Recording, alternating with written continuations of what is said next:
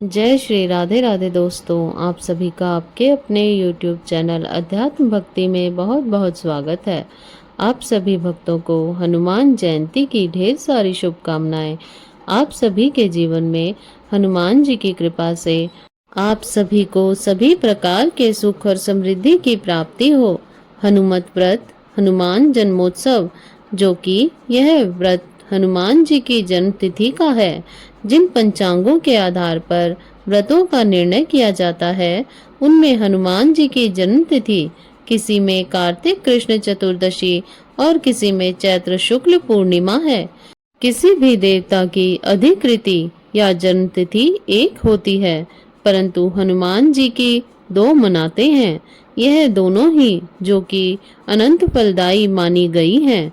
चाहे चैत्र के महीने में हनुमान जी का पूजन करें या कार्तिक के महीने में, यह दोनों ही अनंत फलदायी मानी गई हैं।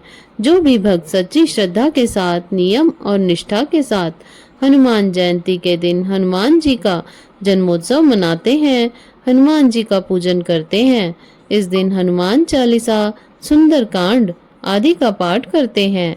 इससे भक्तों के सभी प्रकार के दुख और कष्ट दूर हो जाते हैं तथा हनुमान जी की कृपा से सुख और समृद्धि की प्राप्ति होती है। हनुमान जयंती के मौके पर हर साल इस दिन बजरंग बली की पूरे विधि विधान से पूजा अर्चना की जाती है। मंदिरों में कई शुभ मांगलिक कार्यक्रम भी किए जाते हैं और लोग अपनी मनोकामनाएं पूरी करने की कामना करते हैं। हनुमान जयंती पर जो भी भक्तजन व्रत को धारण करने वाले हैं, उन्हें इस दौरान जो कि ब्रह्मचर्य का पालन करना चाहिए। सुबह ब्रह्म मुहूर्त में उठ करके भगवान श्री राम, माता सीता व हनुमान जी का स्मरण करना चाहिए। व्रत का संकल्प लेना चाहिए। घर में पूजा के स्थान पर हनुमान जी की मूर्ति स्थापित करनी चाहिए या फोटो प्रतिमा रख के हनुमान जी का पूजन करना चाहिए। साथ में भगवान श्री राम, माता सीता व लक्ष्मण का भी पूजन किया जाता है। इस दौरान राम पंचायतन का पूजन करना चाहिए।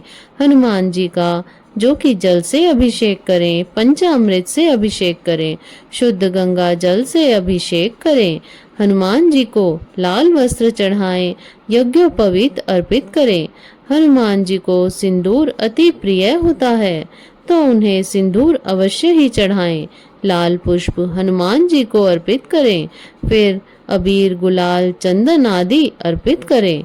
अक्षत को भिगो करके उसमें कुमकुम मिला करके हनुमान जी को अक्षत चढ़ाना चाहिए। फिर सुगंधित फूल और फूलों की माला हनुमान जी को अर्पित करनी चाहिए। इसके बाद धूप और दीप दिखा करके अनेक प्रकार का नैवेद्य आदि अर्पित करना चाहिए। इस दिन नारियल हनुमान जी को चढ़ाना चाहिए। सुगंधित इत्र हनुमान जी को अर्पित करना चाहिए। हनुमान जी की मूर्ति के वक्ष स्थल पर यानी के हृदय वाले स्थान पर चंदन से श्री राम लिखें। इसी तरह से श्रद्धा पूर्वक जो भी चढ़ाना हो हनुमान जी को अर्पित करें।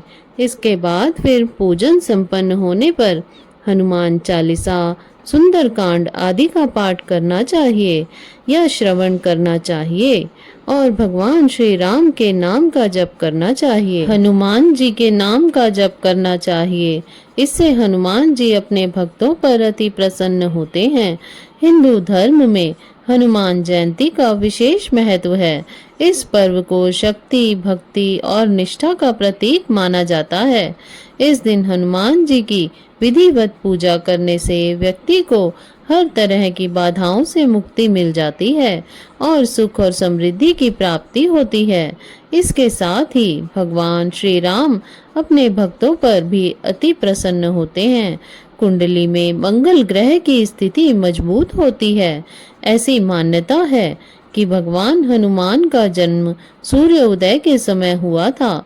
इसी कारण इस दिन ब्रह्म मुहूर्त में उठकर सभी कामों से निवृत्त होकर स्नान आदि करने के साथ हनुमान जी की विधिवत पूजा करनी चाहिए। इससे हनुमान जी अपने भक्तों पर अति प्रसन्न होते हैं। तो आइए सुनते हैं हनुमान जयंती से जुड़ी हुई एक पौराणिक कथा। तो बोलिए प्रेम से हनुमान जी महाराज की जय। सियापति रामचंद्र की जय। सर्व देवी देवताओं की जय। हनुमान भक्तों के लिए हनुमान जयंती का विशेष महत्व है।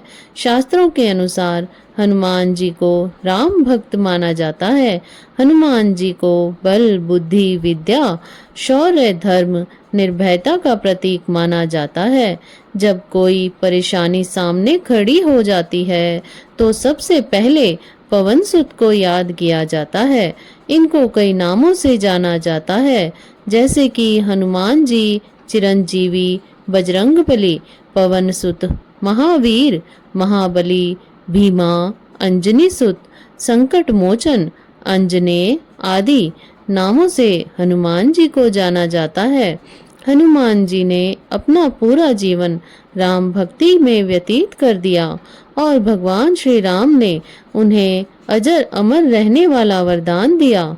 श्री राम भक्ति में तल्लीन हुए हनुमान जी जीवन भर ब्रह्मचारी बने रहे।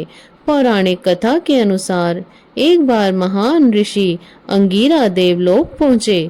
वहां पर इंद्र ने पुंजिक स्थला नामक की अप्सरा द्वारा नृत्य प्रदर्शन की व्यवस्था की, लेकिन ऋषि को अप्सरा के नृत्य में कोई दिलचस्पी नहीं थी, इसलिए वह गहन ध्यान में चले गए। अंत में उनसे अप्सरा के नृत्य के बारे में पूछा गया तो उन्होंने ईमानदारी से कहा कि इनके नृत्य देखने में उन्हें कोई दिलचस्पी नहीं है। यह सुनकर पुंजिक स्थला ऋषि पर क्रोधित हो गई। बदले में ऋषि अंगीरा ने नर्तकी को श्राप देते हुए कहा कि वह एक बंदरिया के रूप में धरती पर जन्म लेगी। पुंजिक स्थला ने ऋषि से क्षमा याचना की, लेकिन ऋषि ने अपना श्राप वापस नहीं लिया।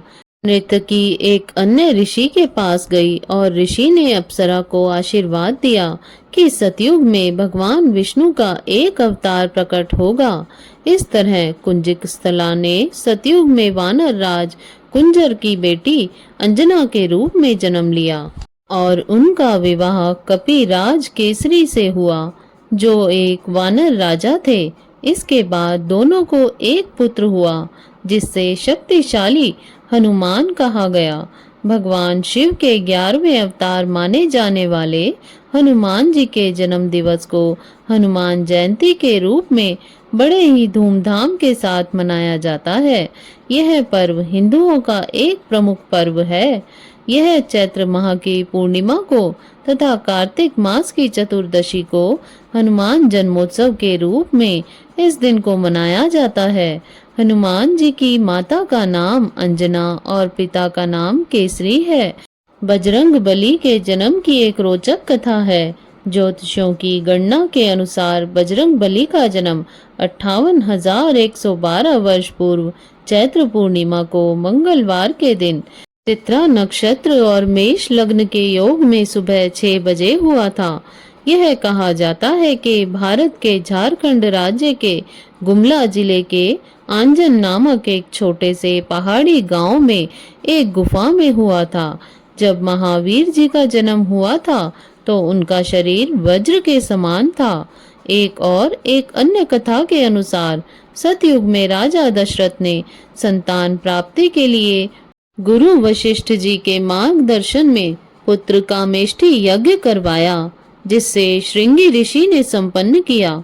यज्ञ संपन्न होते ही यज्ञ कुंड की अग्नि से स्वयं अग्निदेव खीर का पात्र लेकर प्रकट हुए और तीनों रानियों को बांट दिया।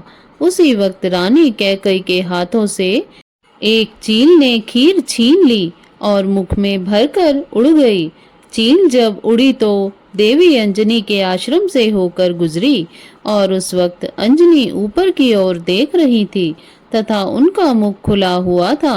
अंजनी के मुख में खीर का आंशिक भाग गिर गया और अनायास वह खीर को निगल गई, जिसकी वजह से वह गर्भवती हो गई और उन्होंने चैत्र मास की पुण्यतिथि पूर्णिमा को हनुमान जी को जन्म दिया। इस प्रकार अजर अमर बजरंगबली भगवान श्री राम के अनन्य भक्त हुए और सदैव ब्रह्मचारी बने रहे। तथा अपने भक्तों के दुख और कष्टों को दूर करने वाले हैं तथा सुख और समृद्धि का आशीर्वाद प्रदान करने वाले हैं। तो आशा करती हूँ आपको यह जानकारी अच्छी लगी होगी। ऐसे ही ज्ञानवर्धक जानकारियाँ प्राप्त करते रहने के लिए, व्रत पूजा आदि के बारे में जानने के लिए तथा कथा को श्रवण करने के लिए यदि आप चैनल पर पहली बार आए हैं तो चैनल को सब्सक्राइब कर लें ताकि आने वाली वीडियो की नोटिफिकेशन आपको समय से मिलती रहे। वीडियो को लाइक करें, शेयर करें। सुखी रहें, स्वस्थ रहें। जय श्री राधे राधे। धन्यवाद।